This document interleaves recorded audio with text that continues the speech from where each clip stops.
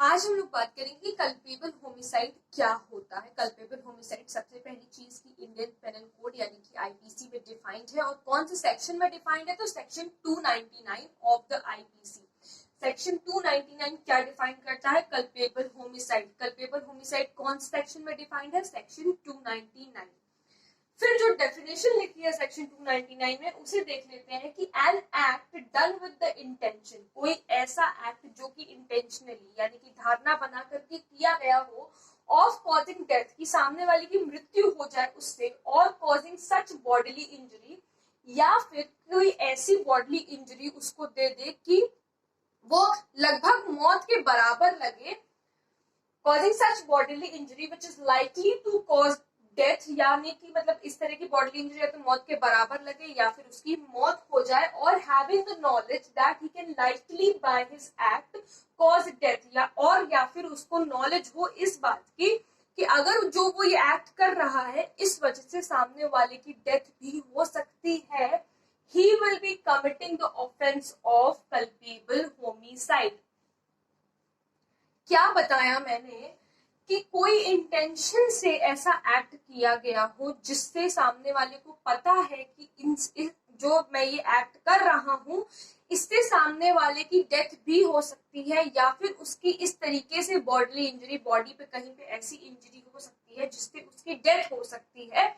और तीसरी चीज क्या कि कोई आपको नॉलेज है कि अगर वो ये एक्ट कर रहा है, तीनों बातें सेम ही है कि अगर आपकी धारणा है किसी को मारने की, आपको पता है कि अगर आप उसे इस तरीके से हार्म करोगे तो उसकी डेथ हो जाएगी, तो वो हम कहेंगे कि कल्पेबल होमिसाइड है। अब इसे एक एग्जांपल से समझिए तो ज्यादा आसानी से समझ में आएगा। मान लीजिए कि ए बी को मारना चाहता है, ठीक है, बी के ट्यूमर है, बी को ब्रेन ट्यूमर है और ए ने बी को बैट से हर्ट किया। लेकिन एक चीज मैंने मिस कर दी, I am really sorry about it. B को ट्यूमर है ये बात ए को नहीं पता है। फिर से सुनिएगा मेरी बात को, ए बी को मारना चाहता है, B is suffering from brain tumour, ये बात ए को पता नहीं है, ए को इस बात की नॉलेज नहीं है।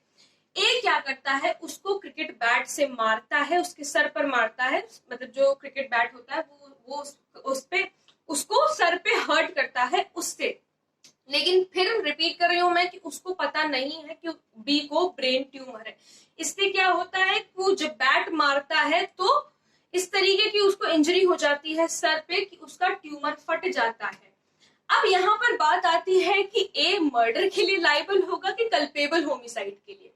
तो ए जो है वो कल्पेबल होमिसाइड के लिए लाइबल होगा। मर्डर क्या है वो सेक्शन 300 में मैं आप लोगों को बहुत अच्छे से बताऊंगी, लेकिन अभी अगर ये कहना हो कि ए किस चीज के लिए लाइबल होगा यहाँ पर, तो ए लाइबल होगा कल्पेबल होमिसाइड के लिए। क्यों?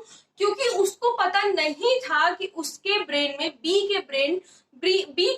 Is suffering from brain tumour, यानी कि बी को ब्रेन ट्यूमर है, ये बात ए को पता नहीं थी। अगर ए को ये बात पता होती और फिर भी वो उसी जगह उसे हर्ट करता जहां उसे पता है कि अगर वो उसको सर पे मारेगा तो उसका ट्यूमर फट सकता है और उसकी मौत हो सकती है, तो फिर ए मर्डर के लिए लाइबल होता। लेकिन यहाँ पर उसको इस बात की नॉलेज नहीं थी कि उसे ये पता था कि हाँ ठीक है, मेरे इस एक्ट से डेथ हो सकती है बी की, या फिर उसे इस तरीके की इंजरी हो सकती है कि उसकी डेथ हो जाए, लेकिन उसे ये नहीं पता था कि उसको ट्यूमर है।